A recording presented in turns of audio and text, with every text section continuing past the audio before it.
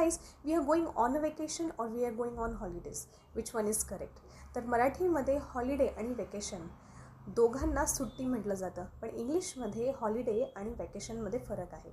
चला बघूया. तर गाईज हॉलिडेज म्हणजे जे आपल्याला फिक्स्ड किंवा कन्फर्म सुट्ट्या मिळतात त्यांना हॉलिडेज म्हणतात. For example Christmas holiday, Diwali holiday किंवा इंडिपेंडन्स डेसाठी आपल्याला जी सुट्टी मिळते ती, किंवा रिपब्लिक डेसाठी जी सुट्टी मिळते ती. ठीक आहे. आता वॅकेशन म्हणजे काय की आपण स्वतःहून स्कूल किंवा ऑफिसमधून ब्रेक घेतो स्वतःसाठी, त्याला म्हणतात वेकेशन. तर जेव्हा तुम्हाला म्हणायचं असेल की मी वेकेशनवर आहे तेव्हा तुम्ही म्हणणार की we are on a vacation.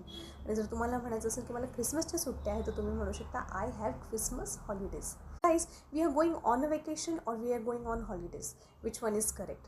तर मराठीमध्ये हॉलिडे आणि वेकेशन दोघांना सुट्टी म्हटलं जातं, पण इंग्लिशमध्ये हॉलिडे आणि वॅकेशनमध्ये फरक आहे. चला बघूया. तर गाईज